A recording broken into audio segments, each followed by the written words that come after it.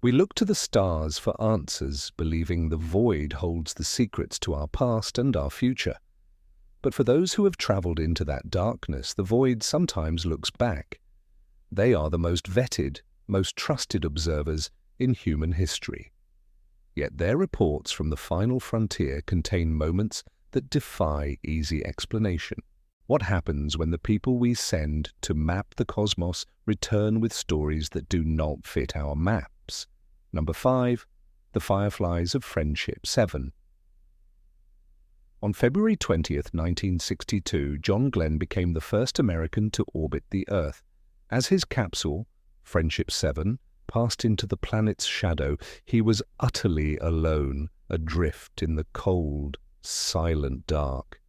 But then something appeared outside his window.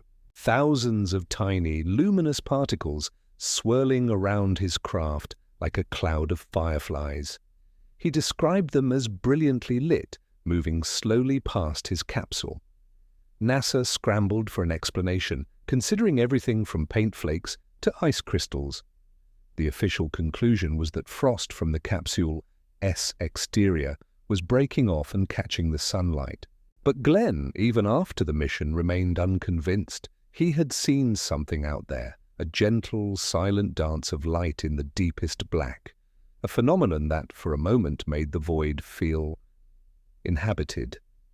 Number 4. The music on the dark side of the moon.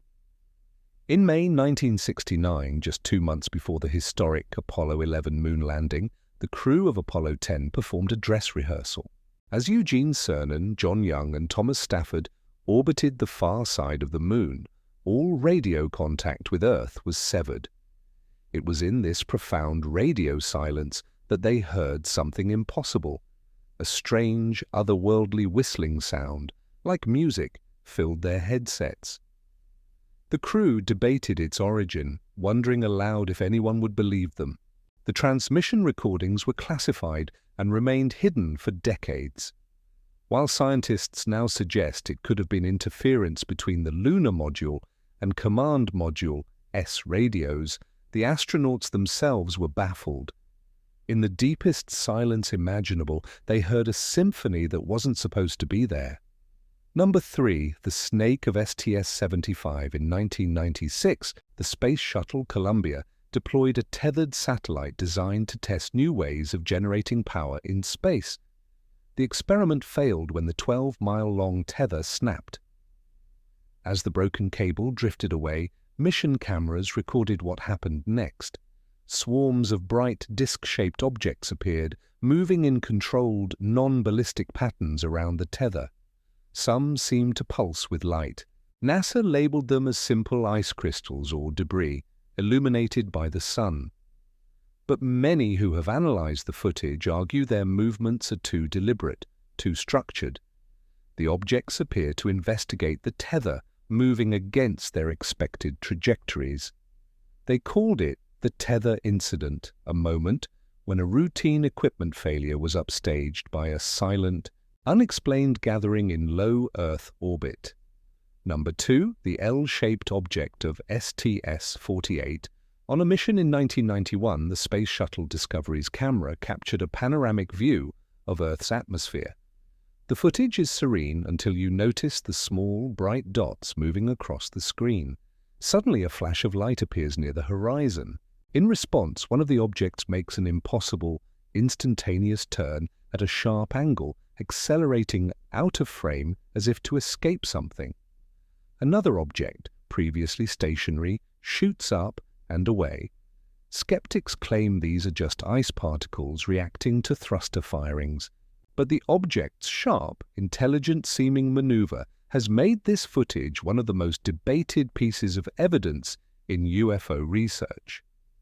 It appears to be a reaction, a sudden and dramatic course correction in a place where nothing should be moving that way at all.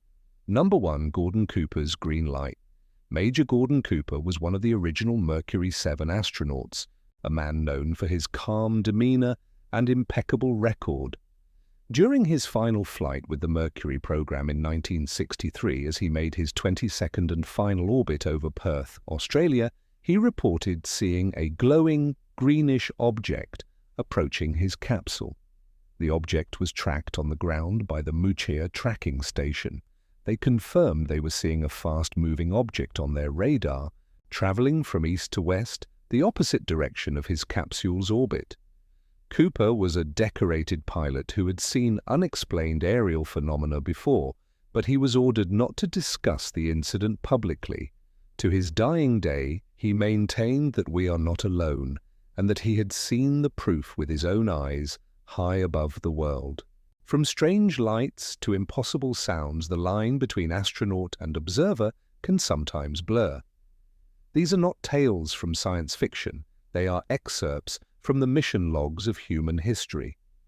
They remind us that for all the stars we've counted and all the planets we've named, the universe remains profoundly and perhaps permanently unknown. The truth isn't lost. It's waiting in the silence between worlds, hiding in plain sight.